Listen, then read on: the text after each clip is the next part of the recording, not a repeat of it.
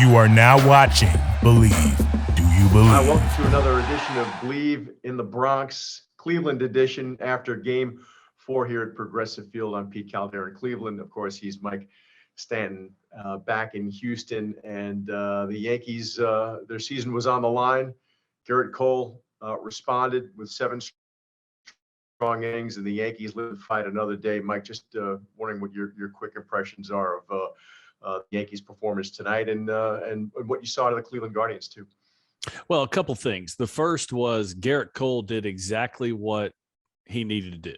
You know, he went out there, he dominated the game. He got off to a hot start. Yeah, he gave up a run in the third and the fourth, but they were just solo runs. But I think the offense, even though there wasn't a whole lot of offense, I think the offense did him right by scoring in the first, scoring in the second, and giving him an early lead. That allowed him to be way more aggressive in the strike zone. It let him get into the flow of the game. And, you know, Garrett's an emotional guy. You saw him several times, you know, kind of taking deep breaths on the mound. This is something that, you know, he usually does to keep himself under control, because he doesn't show emotions a whole lot, but he pitches with a lot of emotion and a lot of fire. And I thought he was, you know, he earned his paycheck tonight, to say the least. Yeah, and that fire, I think, was fueled even more, Mike, when there was some talk about whether he was the one that should be starting Game 1 for the Yankees. Nestor Cortes had a terrific year. He was in that conversation. You give it to Luis Severino, who might be their freshest, strongest starter, and was coming off 7 no-hit innings at Texas. But this is what you pay Garrett Cole to do, $36 million a year. And he was also going to be the one guy, if he started Game 1, which he did and won, he'd be either pitching to save their season in Game 4 or clinch it and move on to the next round. And, you know, certainly you got the scenario where they needed 7 strong out of him. He throws 110 pitches. The pitch mix, you talked last night about the fact that he had to really establish that curveball. Yes. He had that going, the fastball, the changeup. He was getting swings and misses on pretty much every pitch. Yeah, about half of his pitches he threw tonight were either a slider or a curveball, and the split between those two were 50-50 also. So he definitely used the curveball more tonight, and I think that was a bit, you know, listen, one of the hardest things to do in baseball for a starting pitcher is to pitch against the same team twice in a row, especially in a postseason situation. So he does have to change things up a little bit, but I really thought that giving him the early lead really allowed him to kind of just bear down and be ultra aggressive. And that's really what we saw. You know, yeah, there was some swing and miss. Yeah, there were some base runners, but, you know, not a whole lot of offense on either side. But I thought that after the 9th inning last night, and then the Guardians taking the 2-1 lead in the series, they had all the momentum going into tonight. That's why it was going to be so important for the Yankees to score early like they did and let Garrett Cole, let their big dog go out there and eat. Yeah, that's a great point. They get 1 in the first. They get another home run out of Harrison Bader, who has 3 in this series, 2 off of Quantrill. He's got 3 off him in his first 6 at-bats against him career. That includes, obviously, the postseason. Not what you expect. I mean, they said they wanted Bader to be an impact player for them, but for the reasons you anticipate, for his ability to run and play defense. He does have pop, as you mentioned, and you're seeing it in the most critical and crucial spots. Well, I mean, listen, you ask Cal Quantrill about the pitch that Harrison Bader hit out. He'll say, you know, I know my answer to that question would have been, yeah, you know what? He didn't do anything special. I hung a slider. I mean, it could not have been more center cut. Now, listen, Harrison still has to put the swing on the ball. He's still got to hit it. He's still got to elevate it, create some backspin for the ball to go out of the ballpark. But it was basically almost a BP fastball right down the middle. And Harrison did a nice job of putting a good swing on it. But it was absolutely a mistake by Quantrill. Right.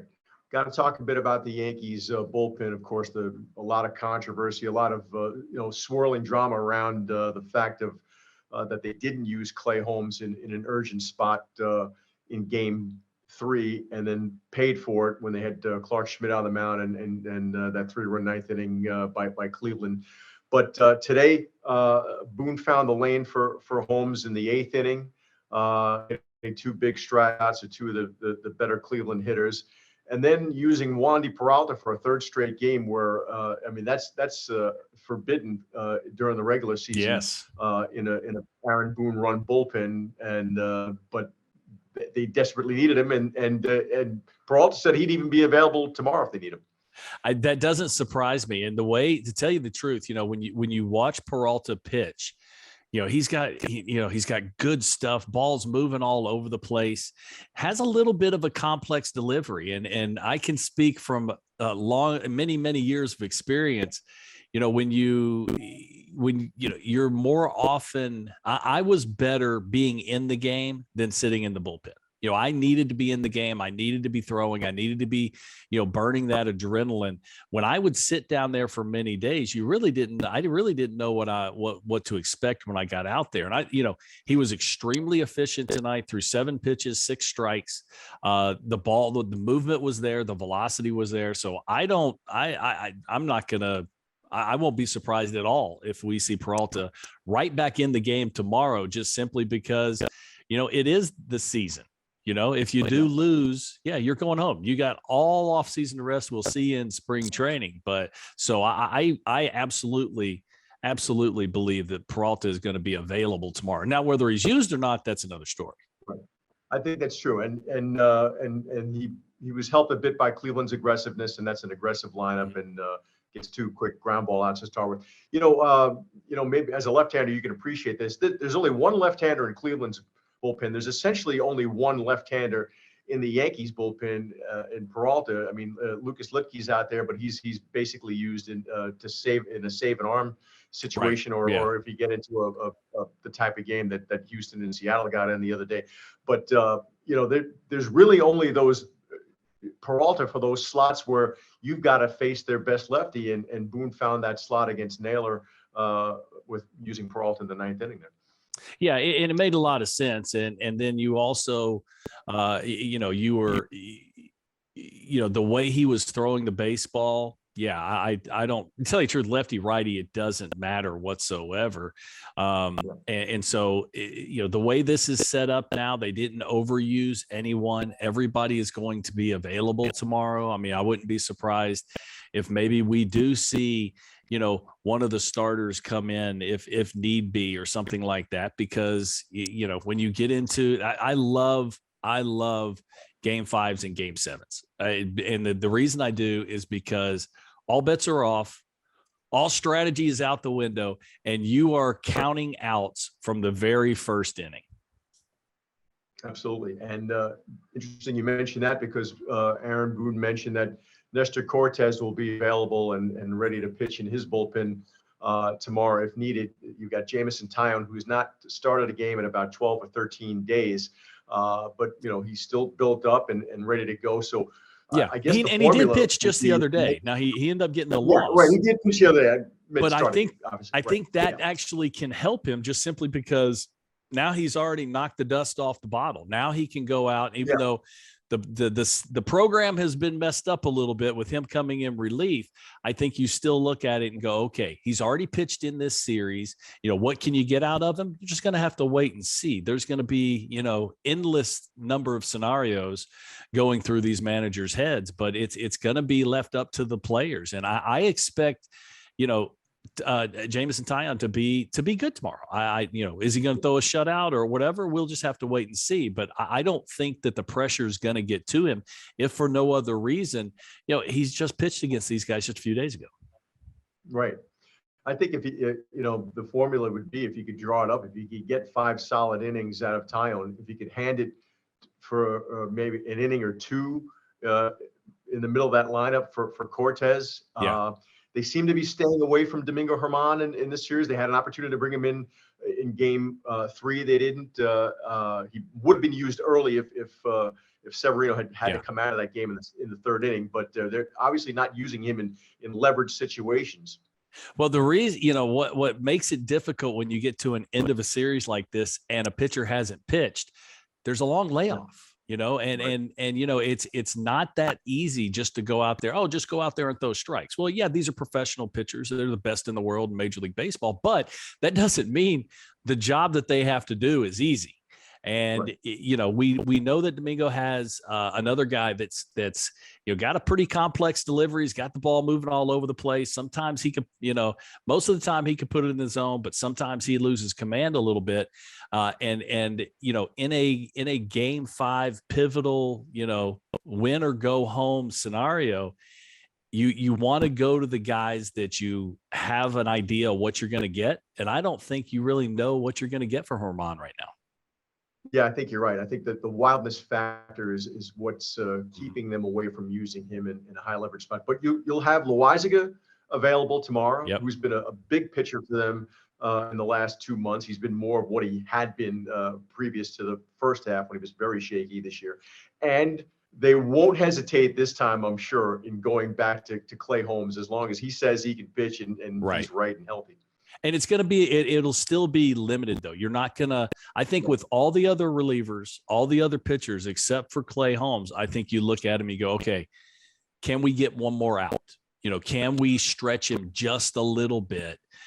Because, once you open up the revolving door of the bullpen, now all of a sudden, you can't close it. Once you open the door, you can't close it. And, that's why you may, as you run relievers out there, that's one of these things, both of these managers, Tito Francona and Aaron Boone, they're going to be, okay, is this a situation that maybe I can get a few more pitches? Can I get one more out of, reliever X and push the game back a little bit further? Right.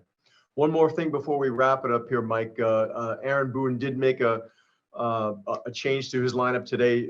Isaiah Kiner-Falefa had a shaky game at shortstop, probably contributed to the heavier bullpen use in Game 3 and a game that the Yankees lost late, obviously. So he was replaced at shortstop by Oswaldo Cabrera. The Yankees got Aaron Hicks out in left field. They still don't think, Giancarlo Stanton can play the outfield right now. Not to say that wouldn't be a consideration for the ALCS perhaps, but it doesn't seem like he's playing defensively this series. And, if he is able to play defensively, that gives an opportunity for Matt Carpenter to get 4 at-bats in a DH spot. But more than a subtle move in replacing his starting shortstop, it worked out because the Yankees were a little, they could sense the pressure was getting to IKF. They're a little nervous, not reacting athletically, and Cabrera had no problem at shortstop tonight. Yeah, and you already did it in a scenario that you had to win, a must win tonight.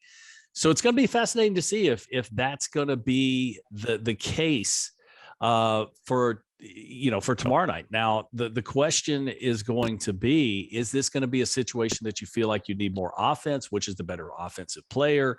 Was this just a mental break for Kiner-Falefa, or, is this something that could linger on in this postseason? It's kind of hard to take out your starting shortstop that's, done a job for you all year, but hey, you can mend hurt feelings later. When you're in these situations, you have to win, and sometimes you got to hurt some feelings. Exactly, and you know how managers are. I mean, that winning formula worked tonight. I bet it would be in place again tomorrow. Well, that's the wrap up here in Cleveland, and we're glad you joined us again. We will be back with you after Game 5. Looking forward to it, Mike. And absolutely. Back to New York. Why? I wish that they would just play a doubleheader tonight. And we got to wait all the way to tomorrow for another game. At least they didn't play a 4.5-hour game tonight. Or 6.5. That's what the Astros Mariners, 6 hours and 22 minutes. Exactly.